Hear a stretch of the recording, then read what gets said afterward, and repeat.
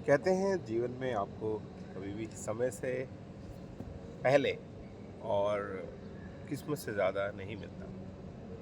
कि जो भी आपकी किस्मत में है या जो भी आपको मिलना है वो मिल के रहेगा, लेकिन समय पे मिलेगा। और जो पहले भी मिला है वो समय पे मिला होगा। और जितना भी है अब किसको नोबडी इज़ 100% कन्फर्म कि किसकी किस्मत में क्या लिखा है। तो क्या हम किस्मत के भरोसे बैठ जाएं? नमस्कार मित्रों, मेरा नाम नितिन और आप मुझे सुन रहे हैं इस यूट्यूब पर। और बड़ा इम्पोर्टेंट टॉपिक है, बड़ा ही दिलचस्प टॉपिक है।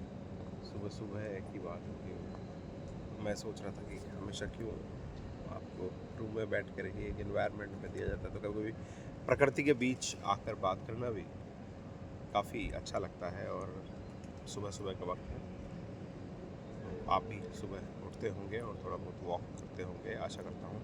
तो करना ही चाहिए, क्योंकि अभी तो फ्रेश एयर ले लो सुबह सुबह। और वैसे भी एनसीआर में फ्रेश एयर तो आजकल थोड़ा सा दिक्कत है।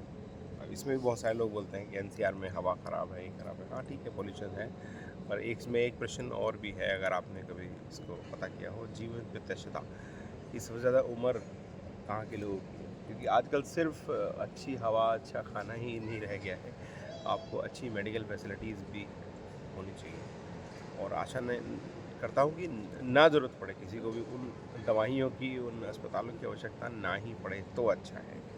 किसी भी तरह की, चाहे कितनी अच्छी फैसिलिटीज़ हो, लेकिन एक इमरजेंसी के लिए तो होना अच्छी बात है। तो अस्पताल हो पर अस्पताल जाना ना पड़े, बहुत बहुत उस पर बड़ी कृपा है अगर ईश्वर की। तो जस्ट एनवायरनमेंट था, गार्डन, जो सोसाइटी के गार्डन होते हैं, नॉट माई पर्सनल गार्डन, तो काफ़ी खूबसूरत लगता है। जो प्रकृति अगर हम देखें, ग्रीनरी है, फ्लावर्स हैं, तो कितना सुंदर लगता है ना। तो उसी से रिलेटेड एक बात आ रही थी, थॉट प्रोसेस, तो मैंने सोचा आपके साथ शेयर कर दूं कि गार्डन में कितने अच्छे लगते हैं फूल, बागबान, लेकिन कि ये खूबसूरती, ये सुंदरता, ये मनोहर दृश्य क्या स्वयं जनरेट हो जाते हैं, या इसमें कुछ एफर्ट लगते हैं, इसमें कुछ मेहनत लगती है इन चीज़ को पाने में? तो आप समझदार हैं, आप जानते हैं कि इसमें एफर्ट लगती है। तो जीवन में सुख और दुख इसी तरह से हैं। आपको जो मिल गया अच्छी बात है, वो आपकी किस्मत में था, लेकिन बाकी मैक्सिमम टाइम आप देखेंगे कि आपको एफर्ट करना पड़ेगा ज़िंदगी को खूबसूरत बनाने के लिए। बिल्कुल इस गार्डन की तरह, अगर आप चाहते हैं कि ज़िंदगी खूबसूरत लगे, तो उसके हर पल को, उसके हर घंटे को, हर पहर को, हर दिन को, हर सप्ताह को, हर महीने को, हर क्वार्टर को, हर तिमाही को, हर वर्ष को और इस ज़िंदगी को खूबसूरत बनाने के लिए आपको थोड़े से एफ़र्ट करने पड़ेंगे, अलग अलग क्षेत्र में। आपके अपने सेहत के विषय में, आपको अपने फाइनेंस से रिलेटेड, अपने परिवार से रिलेटेड, अपने पत्नी, बच्चे, माता पिता, सभी में, मतलब you have to put certain efforts. आपको वो एफर्ट करने पड़ेंगे, तभी आपको चीज़ें मिलेंगी। जो दुख हैं, चैलेंजेस हैं, ऑब्स्ट्रक्शंस हैं, इश्यूज हैं, प्रॉब्लम्स हैं, लफड़े हैं, झगड़े हैं, समस्याएं हैं, वो स्वतः ही आ जाएंगी।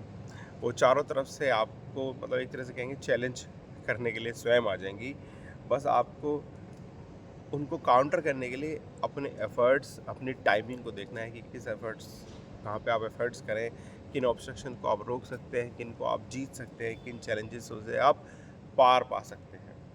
तो इसमें आपको एफ़र्ट लगेगा, तभी ये ज़िंदगी का जो गार्डन है, ये जो बागबानी है, ये जो फूल पत्तियाँ हैं, तब आपको खूबसूरत लगेंगी। आपने देखा होगा ना कि गार्डनर या जो माली है वो कितनी मेहनत करता है उनको अच्छा रखने के लिए, कि भाई सही टाइम पे उनमें वाटरिंग की जाए, सही टाइम पे उनको खाद पानी दिया जाए, तभी वो फ्लरिश करते हैं, तभी आपको वो सुंदर नज़र आते हैं। जबकि खरपतवार, जो वीड्स होती हैं, उसमें कोई एफर्ट नहीं करना पड़ता, वो स्वतः ही उग जाएंगी, वो अपने आप उग जाएंगी। गार्डन में गंदगी स्वयं ही हो जाएगी, या फिर हमारे आसपास रहने वाले लोग या जो प्रकृति है, वो डिसबैलेंस या कहेंगे कि वो डिसहार्मनी स्वतः ही पैदा कर देगी धीरे धीरे। कोई जगह आप छोड़ दीजिए ऐसे ही, तो देखो वीड्स वहाँ पे खुद आ जाएंगी, गंदगी भी थोड़ी बहुत वहाँ पे आ जाएंगी। हालांकि कुछ लोग नेचर लवर्स कहते हैं नहीं जैसा है वैसे रहने दो, पर अगर इंसानों ने अपने रहने के लिए कोई जगह बनाई है, वो पर्टिकुलर सोसाइटी बनाई है, घर बनाया है, गार्डन बनाया है, तो उसको अगर वो खूबसूरत रखना चाहता है, अपने अगर लिविंग के हिसाब से रखना चाहता है, तो उसे उसमें चेष्टाएं करनी पड़ेंगी, उसमें उसे मेहनत करनी पड़ेगी, उसे उसमें इनपुट्स देने ही पड़ेंगे। उनको अच्छा रखने के लिए जितना वो इनपुट डालेगा उसी हिसाब से उसमें आउटपुट उसको मिलेगा। तो सुबह सुबह का ये विचार था, अचानक मन में आया जस्ट घूमते हुए गार्डन देख के कि भाई यस, ये विचार शेयर करना चाहिए। तो ये भी एक एफर्ट है कि भाई अगर सब्सक्राइबर बढ़ाने हैं या अपनी चीज़ को थोड़ा सा ग्रोथ करना है, तो you have to put in efforts, क्योंकि कोई भी चीज़ अपने आप ही घटना तो स्वयं ही है उसका। लेकिन अगर आप उसमें एंजॉय करना चाहते हैं, तो ऐड ऑन करना चाहते हैं, तो आपको एफर्ट उसमें करने पड़ेंगे। आप भी जीवन के किस भी एरिया में आपको चैलेंजेस आ रहे हैं, सोचो ये परेशानियां तो आएंगी। अगर रिलेशनशिप से रिलेटेड कोई इश्यू चल रहे हैं, तो सोचिए कि ये तो आने ही हैं। बहुत से लोग जो पलायनवादी विचार ले लेते हैं कि भाई पर्टिकुलर पति है, पत्नी है, या कोई रिश्ता है, वो वहाँ से उसे कष्ट मिल रहा है, तो जैसे कहते हैं कि अपने से ही अगर दुख मिल रहा है तो अच्छी बात। जी हाँ, अपने से अगर दुख मिल रहा है तो अच्छी बात है। वो पुरानी कहावत है ना कि अपना मारेगा भी तो छाँव में डालेगा। तो भाई से बात पानी में नहीं पिला दो इसको।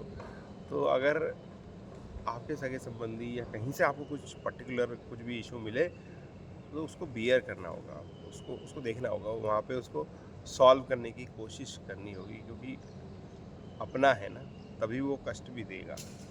और आपको कष्ट मिलने हैं तो अपने से मिल जाए तो ज़्यादा अच्छा है। बाहर वाले से ना मिलें, पड़ोसी से, पड़ोसन से झगड़े ना हों, समाज दूसरे अननेसरी केसेस वगैरह ना हों, और उन चक्करों में आपको ना पड़ना पड़े। तो अगर जीवन में अगर पीड़ा जितनी मिल रही है, वो एक एस्ट्रोलॉजिकल कंसेप्ट भी है कि ये सब चीज़ें मतलब नियत थी, मतलब ये इस नियति थी कि ये तो आपको मिलना ही था, तो भाई अपने से मिल लें। बहुत सारे लोग डिवोर्स लेते हैं, एक दूसरी शादी कर लें, या भाग जाते हैं उस सिचुएशन से, तो उससे काम बनने वाला नहीं है। डिवोर्स विवोर्स से कुछ नहीं होगा। वो आपको दुख अगर मिलना है तो मिल के रहेगा।